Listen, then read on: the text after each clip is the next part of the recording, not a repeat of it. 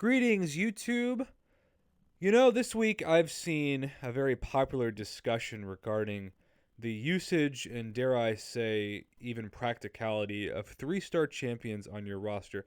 Now, this video is targeted more to people who have been playing the game quite a while, like me, versus somebody who just started or is even 6 months to a year in. If you barely have any 4 stars, this video is going to mean little to nothing to you because 3 stars are probably still pretty rare and pretty important. And dare I say, it took me forever, even playing the game every day, to get a 3-star champion maxed out to the point where they were signature 99. And I got one of those super sexy, which sounds very awkward and strange to say for a mobile video game, Max Sig Crystal. But flash forward to over 2 years into the game, I have 111 3-star champions, and 87 of those are maxed out.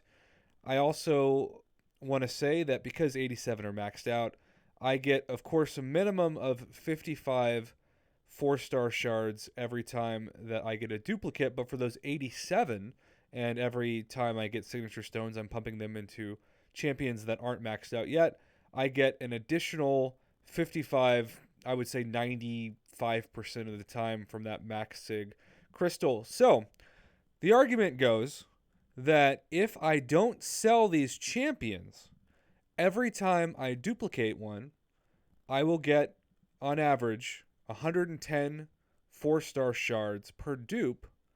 But, realistically speaking, if you are starting out and most of yours aren't and you just have the duplicate, you'll get the 55 shards. So let's say, Phoenix, you suck. I hate you. I wish you were more powerful, but you aren't because the game hates you. It must be sexist. That's a really bad joke. If I was to sell her right now, I would get a one-time gift of 135 4-star shards and some gold and ISO and one 525 basic ISO. What a random thing to give. We're just going to throw that as the poisonous cherry on top of that deal. Okay, so again, every time I open Phoenix right now from a 3-star crystal or a premium hero crystal, I get, on average, 110 4-star shards per dupe. Or I could sell her right now and get 25 more, but then never, ever get to duplicate her again, and I would start all over.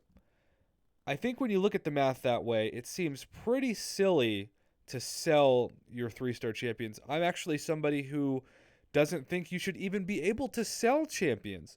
I don't see how this benefits the community, and most of the time this just sets you up to have your account hacked, where at least now your 5-stars have been frozen, but people can go in and sell your 4-stars and 3-stars and 2-stars and make it to where you end up having to quit the game. And I've seen this story happen far too often from a number of people, even in past alliances. So I'm completely against selling champs outright.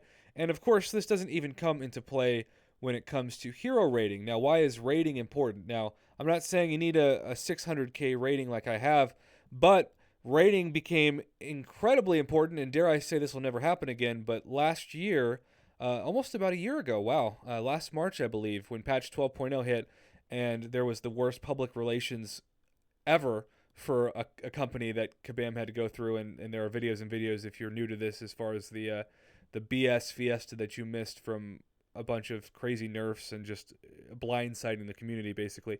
But what they had to do was give compensation packages as a way to kind of buy off the current players and also hopefully get people to stay in the game. And I do think still quite a few people gave up the game afterwards, sadly.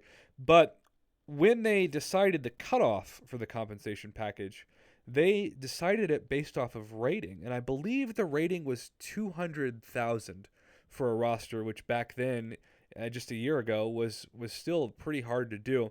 And so, obviously, those people who missed the cutoff were super mad, and some of them had sold their 3-star champs, and had they not sold their 3-star champs, they would have gotten that 200k rating. Well, what was the grand prize for that 200k or more offer?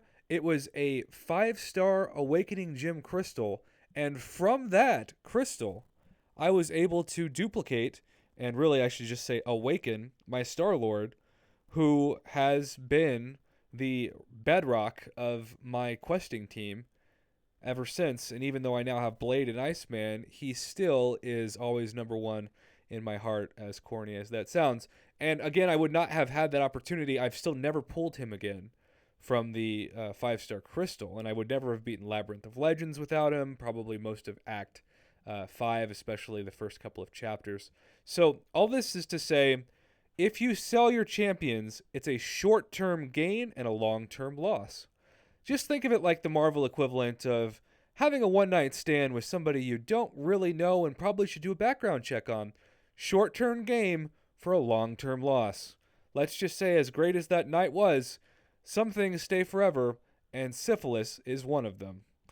So, don't sell your 3-star champs. Don't sell your 4-star champs. If you see people saying you should sell all your 3 stars for the 4-star gain, just remember the math completely destroys that argument in the long term. And the more you rank up your champs to those max signature, the better off you'll be.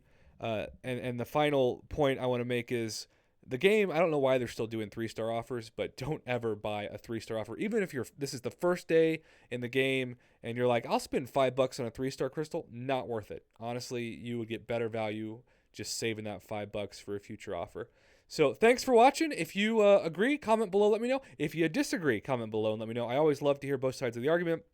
Personally, I think the math is pretty clear on this one, but hey, I've had people tell me my math's wrong, and that's kind of a fun argument as well. So thanks for watching. Good luck in the game, and if you're still going for Blade, you've got a week, and I hope you get Blade.